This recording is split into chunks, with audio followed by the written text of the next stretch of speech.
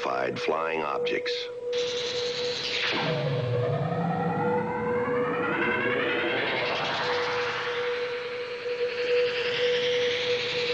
Are they proof that we are being visited by civilizations from other stars?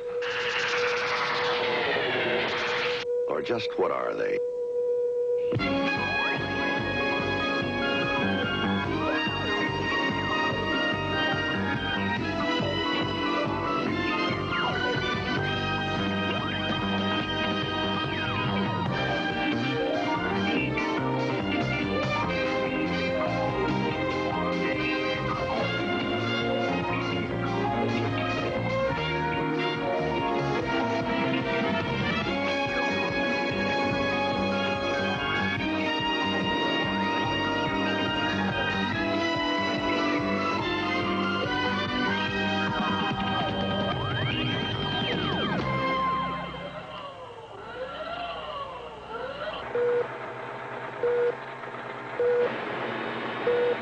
Super. Look at this return.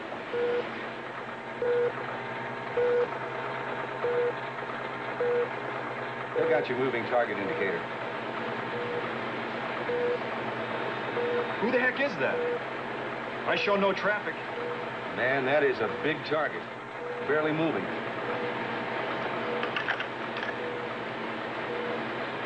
Los Angeles approach to unidentified traffic over Long Beach. Come in, over.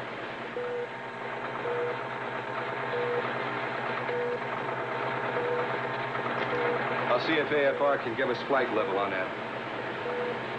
Wait a minute. It's gone, Super. Went right off the scope in the vicinity of the Whitman Tower.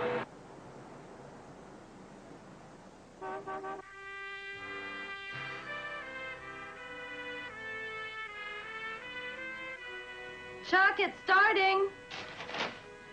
Janet, where's the little iron pot? I want to melt some butter for the popcorn. Oh, let's see, the iron pan. I think the movers put it in this big box. Mommy! Daddy! Mom! What's wrong? Oh, my.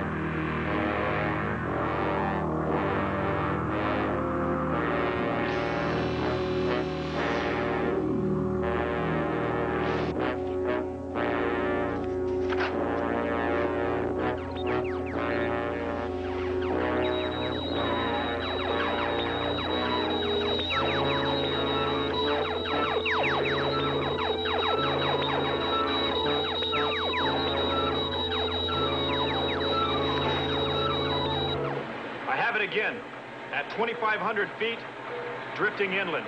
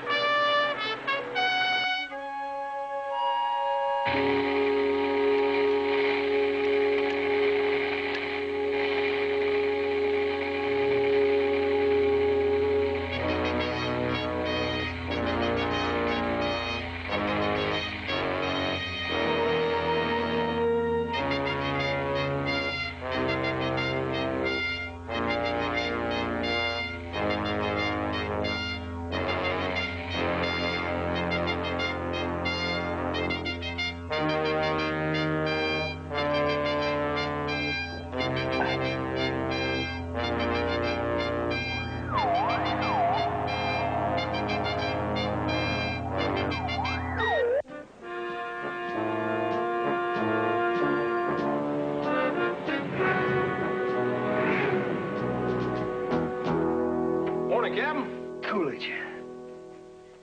Roosevelt. Truman. Eisenhower. Kennedy. Johnson. You having me exercising your stomach or your memory? Can't stand the counting. It's boring. Nixon. Ford. Carter. I was going to use the names of the beautiful women I've dated, but... But you can't do 300 repetitions. 200. Harry, I'm in pain. At least let me do my own punchlines.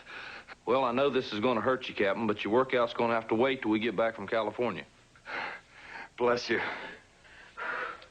We had a sighting in Los Angeles last night. 3 separate cases of Mr. Emerson Keyes and Mr. H. Rassoon. It was a weekend in L.A. too, Harry. Too much party, maybe? The third witness was an air traffic controller at Los Angeles International Airport.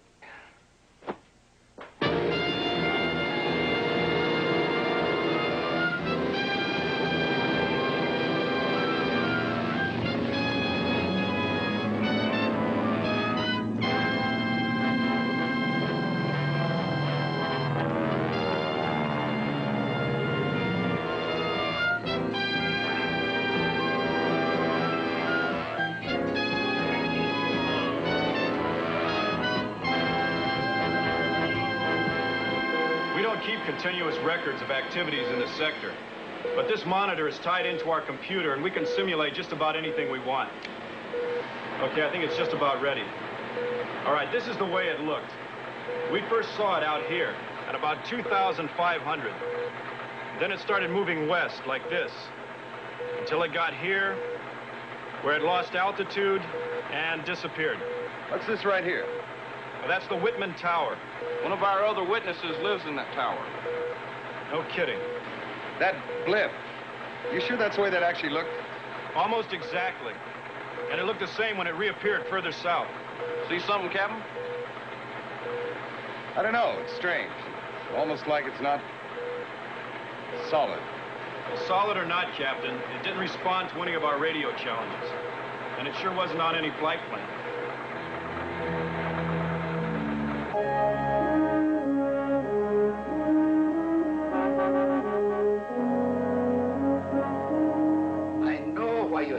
Mr. Murphy, but believe me, I have privileged information on this subject. Please buy it. Now. Please. Thank you. Thank you. Forgive me, gentlemen, for receiving you in my bedroom, but like your American writer Mark Twain, I think much better in bed. I guess we all have our favorite places to think, sir. Yes, indeed. Well, shall we get on with it? Where do we start? Fine, Mr. Rassoon. If you don't mind, the sergeant will record what you have to say. Just tell us what happened. Well, it was last night. Do you remember the time, sir? No. Yes. It was 11:40.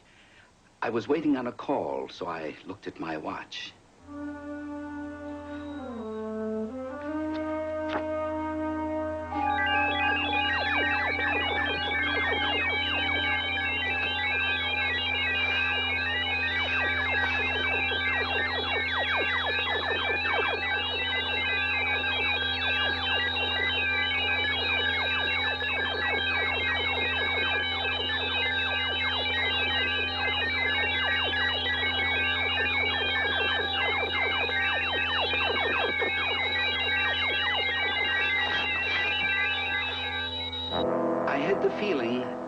Coming from the other side of the building. Now, I am very curious about strange phenomena, gentlemen. I just had to get a better look. My neighbor, Mr. Ryerson, opened the door.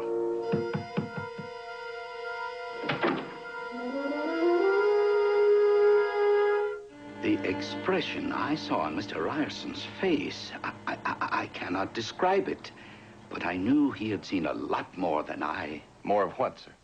Well, of the spaceship, of course. Did I not mention the ship when I reported the incident to your office? Yes, sir, you did. But you personally didn't see a spaceship. Well, I saw only the beams of light.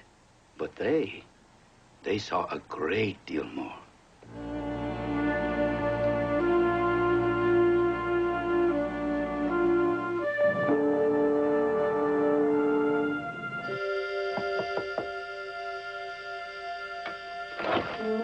Yes? Mr. Ryerson? Oh, boy, the Air Force. I guess he did it, huh? Well, if you mean Mr. Rassoon. Yes, I mean Mr. Rassoon.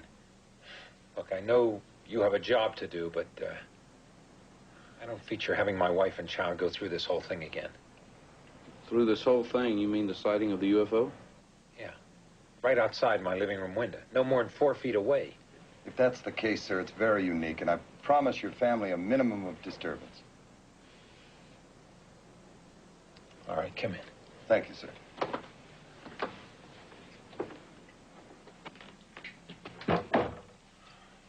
I'll take your hats. Thank you. Thanks.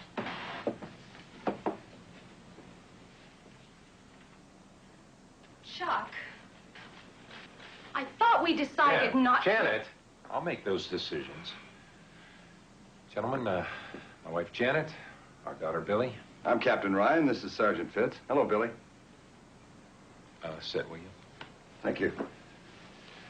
Now, I promise you, Mrs. Ryerson, this won't take long, and you can stop anytime it becomes too disturbing. It's already disturbing. Would you mind, Mrs. Ryerson, if the sergeant took your testimony in another room? Oh, sure. Split us up, get 2 different stories, just like cops on TV. Jan. You know, it's starting already, Chuck. Honey, for crying out loud, they have procedures to follow. It's no problem, folks. We can talk to you in a group if you like. Why don't you sit beside your mom and dad, Billy? No, I don't want to. Do I have to? No, Billy, you don't have to. Honey, why don't you go into your room and play, okay?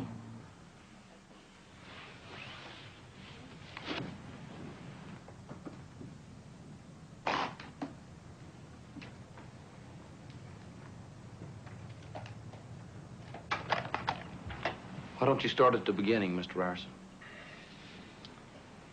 Well, it was late last night. I was in the dining room making popcorn. We just moved in a couple of days ago, so Jan was helping me find a pan to melt butter.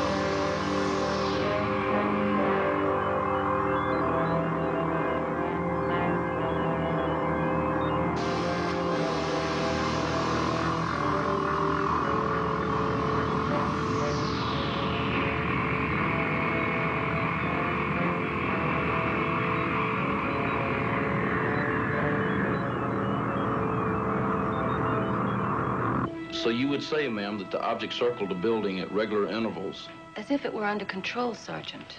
Under control, ma'am? Yes. A few minutes later, we saw them.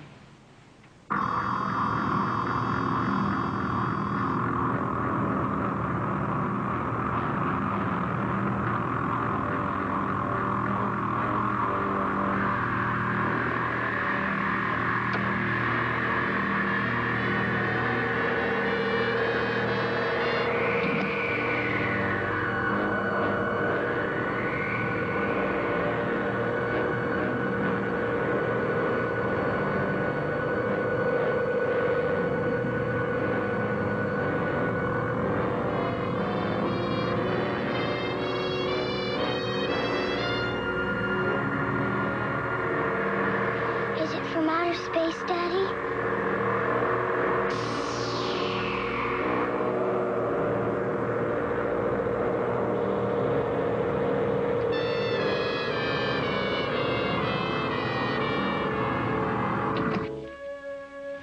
It scared Billy to death.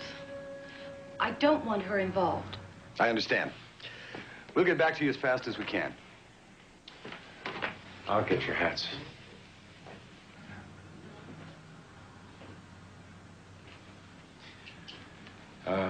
Captain, I'm sorry about my attitude at first.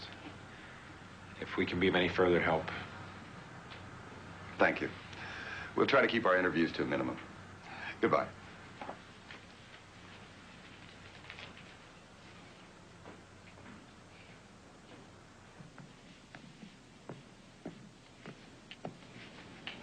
What do you make of the Ryerson story, Captain? I don't know, Harry. Something sure has those people spooked. City of 6 million people and only 3 saw anything. And that's because they live above the fog level. That's one for the books.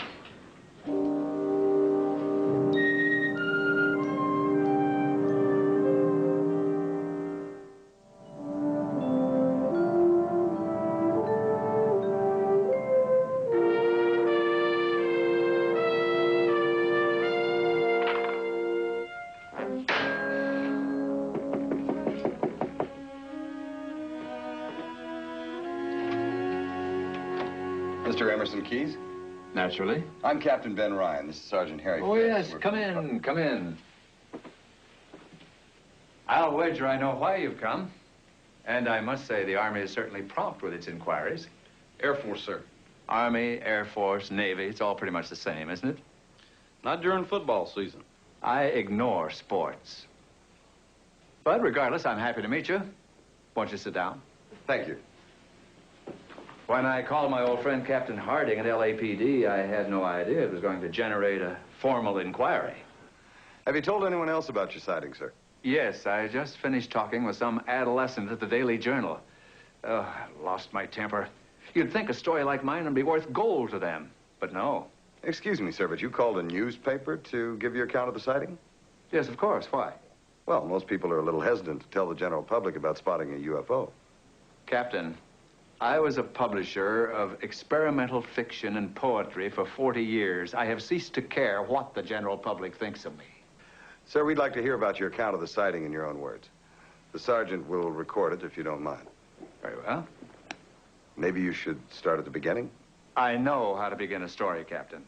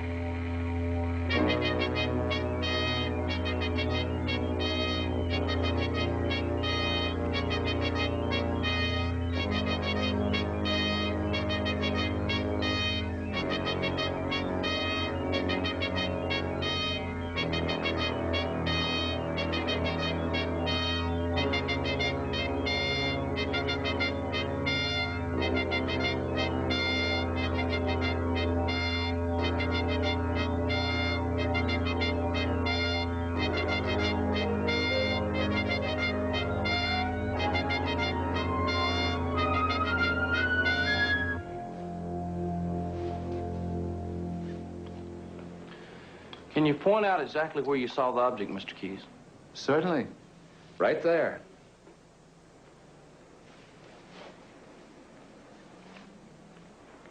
Between the islands and the Queen Mary. 225. How far out in the water, sir? Well, that's difficult to say. Beyond the islands, certainly. Sure is a fine view, Mr. Keys. I bet those apartments in the bay aren't cheap. Those are not apartments, Sergeant. Those are oil wells. They built those frames around them to cover the derricks. Mr. Keys, I notice you have a videotape recorder. Did you tape the show last night by any chance? Yes, I did. I like to keep a permanent record of the better shows. I'm afraid that's mostly static, though. Well, could we borrow the tape for a couple of days? Yes, of course. Thank you. Sergeant, you finished? Yes, sir. Here you are. Mr. Keys, thank you again for your cooperation. And the tape. By the way, the television. Is that cable or antenna? It's cable. Thank you. 1 minute. Can you tell me what I saw? At the moment, it's unknown. I told you earlier that I don't care anymore what the general public thinks of me. But I do cherish the public's right to know. I have connections in the media, gentlemen. Don't try to cover this up. Mr. Keyes, you'll have every opportunity to judge our findings for yourself. Goodbye, sir. Good day.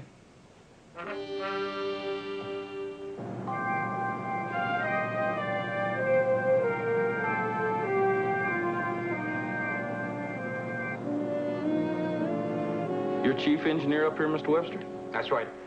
We leased the tower to broadcasting and cable companies. It's quite a beat. Isn't it just? Last night, Mr. Webster, anything unusual happen? Sure as heck did. We had heavy interference with the TV and microwave signal.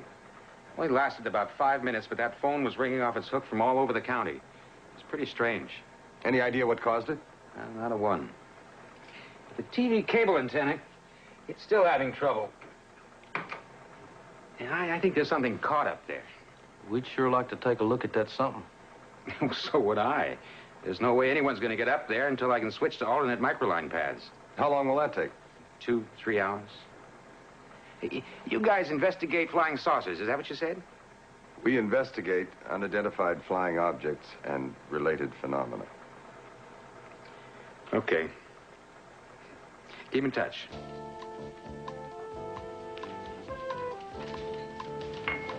Hi, Ria. Ryerson should be down in any minute. Yeah, I hope you're in a better mood.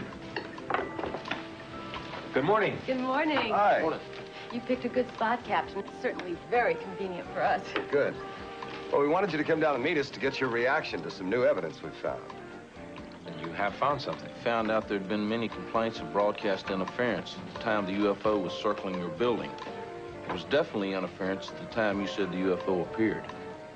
However, though it confirms the time of the sighting, there was no pattern to the disturbances. It was just random static. I don't understand. What the captain is saying, ma'am, is that the UFO could not have circled your building at a constant speed, as you claim. It's a small point, but it's our first evidence of any significance. But it did. It went around like a record player. gentlemen, let me tell you something. Television waves can be kind of fluky. Blind spots, shadows. We're going to stick by our testimony. We try to conduct our investigations with an open mind. They're not designed to prove you wrong. We understand that, Captain. May I ask your line of work, Mr. Ryerson? Electronics, microcircuitry.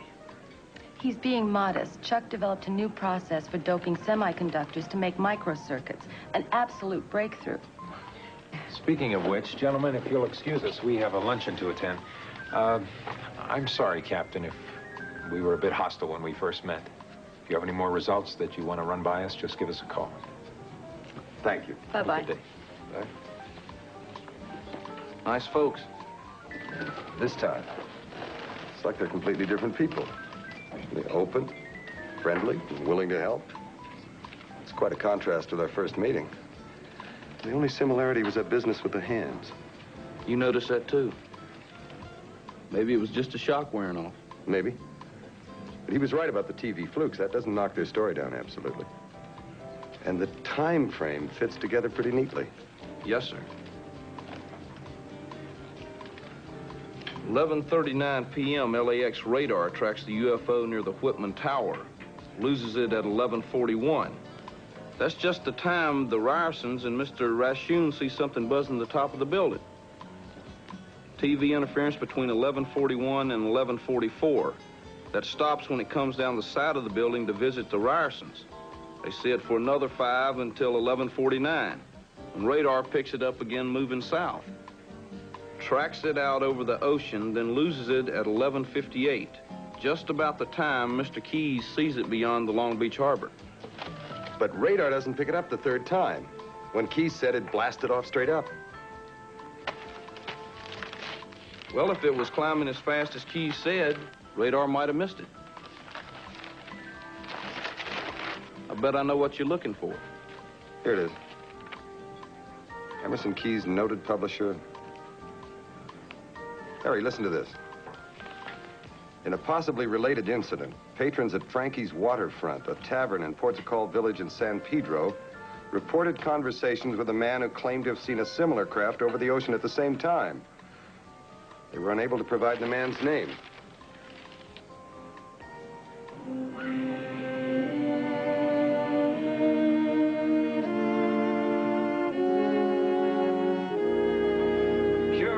working Saturday. Worked my tail off, I can tell you. Well, do you remember the customer who sighted the UFO? I only heard this and that of what he was saying. I don't think I'd pay much attention to that. The guy was a little, Well, who called the newspaper? Some of the regulars. They thought it was a big joke, you know. So the citee, the man who saw it, he wasn't a regular? I never saw him before. Or since. He was a salesman, I think. He carried a big case, like it was filled with samples, you know. He was drinking Manhattans. Could he have paid by credit card? Possible. Could we look through your receipts for that day? Well, sure. I guess so. I'll duck in back and get him. Open for a piece of luck, sir? It could be. You stay with the luck. And I'm going to go make a couple of phone calls, and I'll meet you back at that little outside coffee shop around the corner. Yes, sir.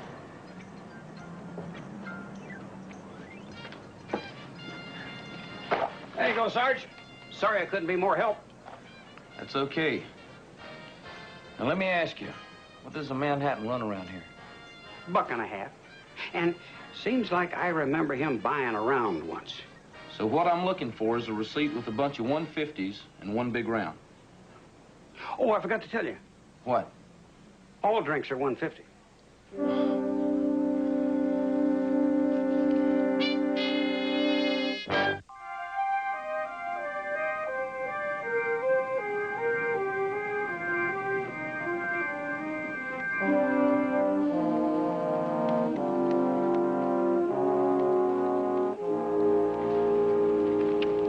Captain Ryan, meet Mr. Silas Cobb. Mr. Cobb? Captain. Mr. Cobb's our mysterious salesman who saw the UFO. Oh, I sure as heck did. Harry, you're a magician. No, sir, I just got lucky. Got Mr. Cobb's name off a sales slip, took a chance and called his home in St. Louis. Fortunately, he called his wife last night and told her he saw a UFO. And Lucy gave the sergeant my hotel address here in the city. Double lucky, really. You know, I was due to fly out tonight. You bet it was. Mr. Cobb, you ready to take that walk? You bet.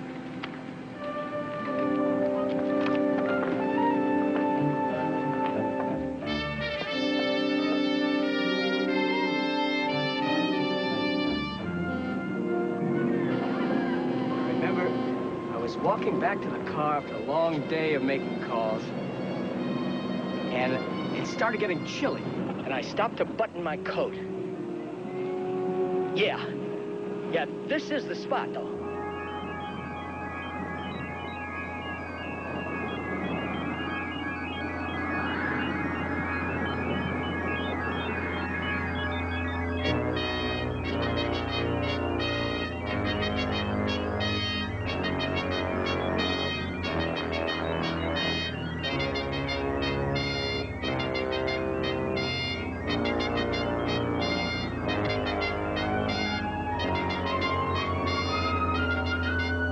That's pretty consistent, right, Sergeant?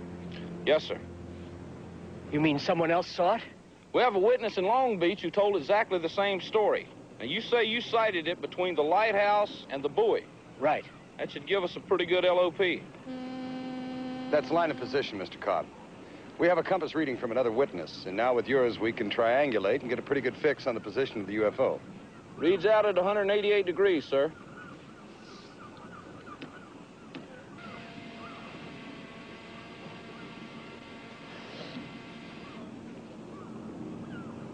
Nothing out there but blue water.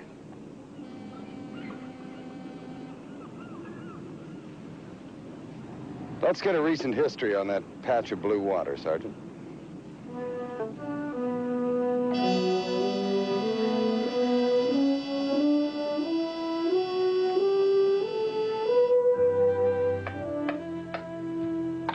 There's the lot of the deputy harbor master, Captain. I work Saturday nights. I was here. Let me see these coordinates again. Ah, yes. Was there something out there at that time, sir? 50,000 tons of something. The Nakia Maru. That's her right out there. She slipped a rudder cable about 2 days out. We radioed her captain to stand off Santa Catalina Island for repairs, but he evidently misunderstood. So all of a sudden that night, about 2200 hours, there she was, 5 miles off the breakwater, no way to steer, winds blowing her right down on the beach, and loaded with a very fancy cargo, too. Oil? Detergents and chemical dyes. I sent out tugs to hold her for a while.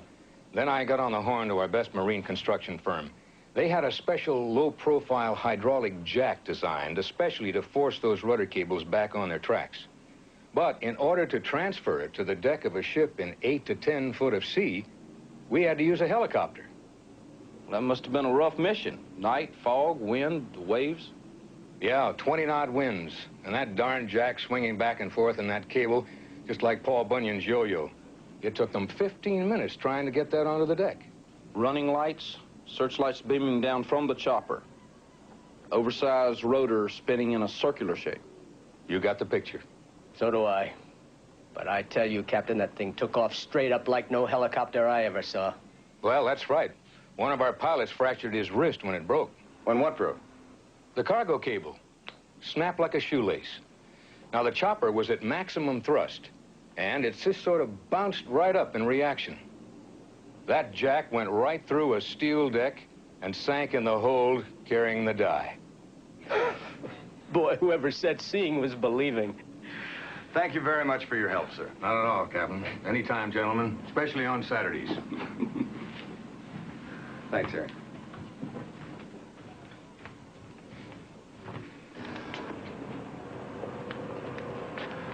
Now, are you satisfied, Mr. Cobb, that that explanation fits what you saw? Well, I'm convinced that is what I saw, Captain. The more I think about it, the more sense it makes.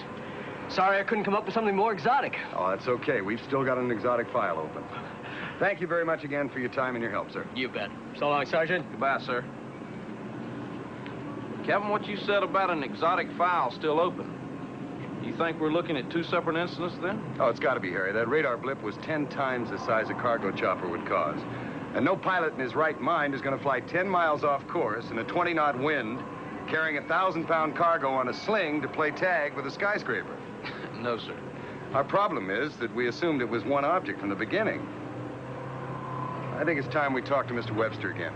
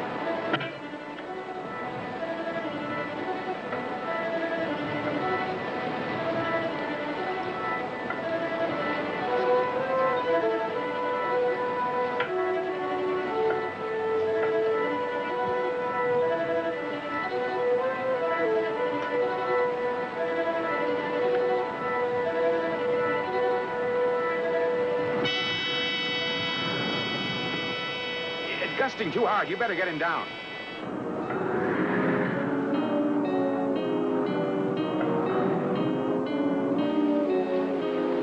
Come on down, Harry! Too much wind! I'm too close to quit. That's an order, Sergeant! Come down! I can't hear you, sir! Harry!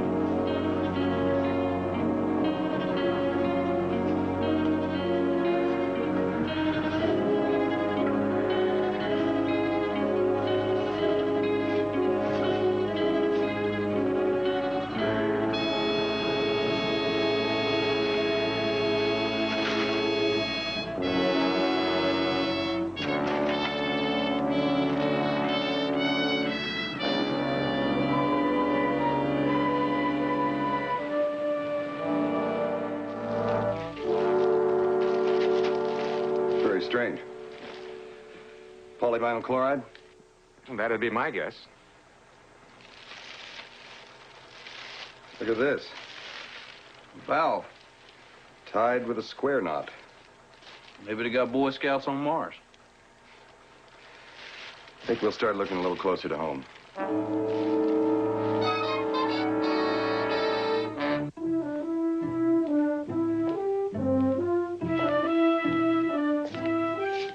Anybody here? Yes? Oh, sir, we're looking for the manager of Steiner Enterprises.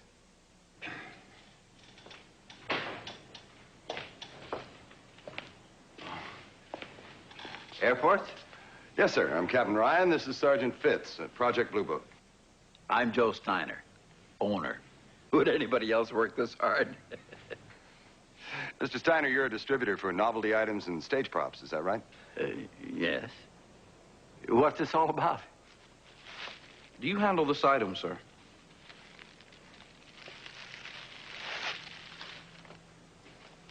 Yeah.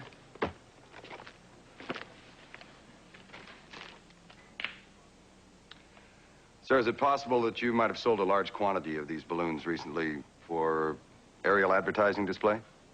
Uh-oh. Sir? I sold a large number of these to Big Dan Donovan. Yes. What's his address, sir? You're not from around here, are you, Sergeant? No, sir. Big Dan Donovan is one of the largest used car dealers in Los Angeles. And that means the world. He's always got some gimmick for bringing in the people.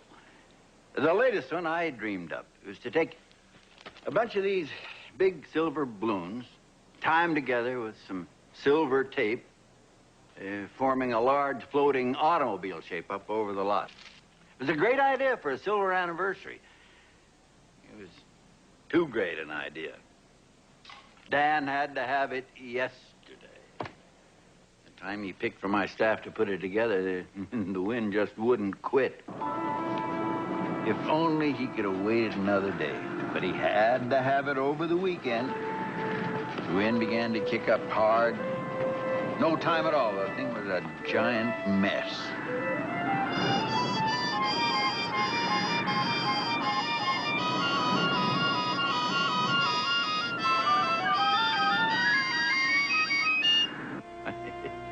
I guess you fellas found him, huh? More like they found us. I'd say you were lucky. Those balloons had collided with an aircraft, especially a helicopter. You don't have to worry, gentlemen. Big Dan is staying on the ground from now on.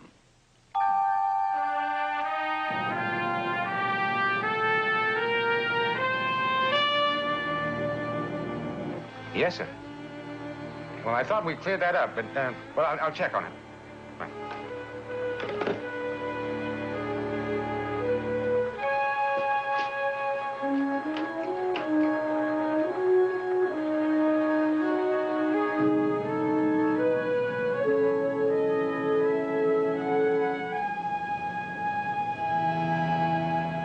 So the balloons lifted off the used car lot and drifted out over the city. When they got above 2,500 feet, radar picked them up. Now, radar responds only to surface area, not mass. So several dozen metal-skinned balloons, many reflecting angles. The return could produce almost the same target image as a large aircraft. Now, when the wind brushed them up against the cable TV tower on the mountain, one of the balloons got caught. And the whole mass bobbled around up there, interfering with transmission in a random pattern.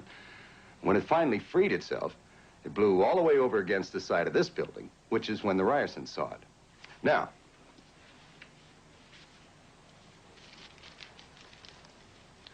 metal surface tape. Long strands of this were blowing out from the top of the building at the same time. They picked up the flashes of red light from the aircraft hazard beacons. That light, reflected from the strips of tape, is what caused your beams of light. And the whole incident was concealed from a city of 6 million people by the fog that night. You two gentlemen have certainly done your homework. I'm convinced. However, there still is one other matter. Yes, sir. If If the UFO was a mass of balloons, why did the Ryersons report seeing a spacecraft? Exactly, Sergeant.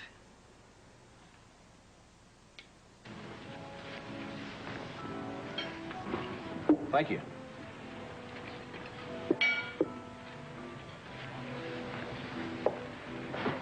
Thanks. I explained things to Keyes. Our appointment with the Ryersons is at 2. Yes, sir, in about 40 minutes. You know, Harry, something I noticed in their apartment. For the life of me. Could somebody help me, please? It's my wife. She won't move. She won't say anything to me. She's frozen. She's scared. Get her away from the window. Well, I've tried. I can't move her hands. Harry, cover her eyes. Man, she sure got a hold of this thing. There.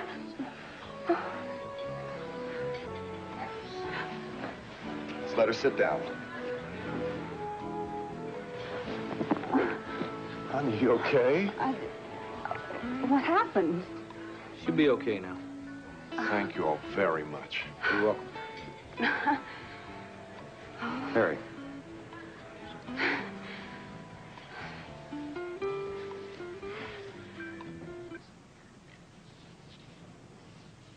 Mr. and Mrs. Ryerson, I believe we have some idea what happened on Saturday night.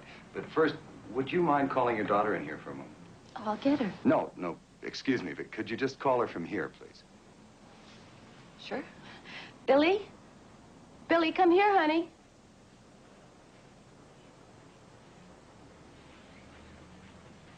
Finger still stiff, Mr. Ryerson?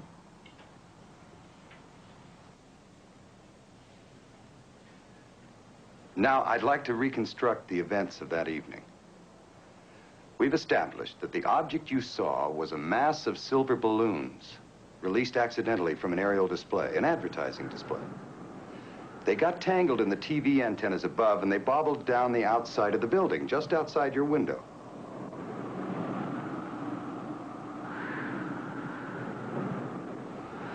Now, your account of the sighting differs from the known facts in a number of ways, such as the size of the balloons. But the most important departure, of course, is the alien beings you saw. We also believe you saw them. But we think what you saw were hallucinations. And when your daughter asked, "Is it from outer space, Dad?" the seed was planted. Your subconscious minds filled in the details. Hallucinations? Captain, I don't like what you're implying, that my whole family are a bunch of loonies. Not at all, sir. But I called an Air Force psychologist just before coming up here. He agrees. What happened to you is perfectly natural. What? What happened to us? Acrophobia. The fear of heights. Now, you've only recently moved into the tower, and it takes some people time to adjust to living at this altitude. Have you noticed how Billy clings to the inner walls of the apartment? The phobia is strongest near the windows. Now, you were standing near them to see the balloons, and that triggered the hallucinations. But is that possible? Possible, perfectly common, and completely curable. In fact, there are even veteran pilots who suffer acrophobia, not from flying, but from stationary heights. Irritability. Loss of appetite? Both symptoms. They vanish when you're at ground level, like when you had coffee with the sergeant and me. And all this time I thought this new wealth was coming between us. And I thought, oh, I won't tell you what I thought, Chuck. Hope we didn't offend you, Mr. Ryerson. No, Sergeant, you haven't offended us in the slightest. And that makes sense. We covered this up that night because it reminded us of the terrible thing that we saw. And if you're right, this is that terrible thing that we saw.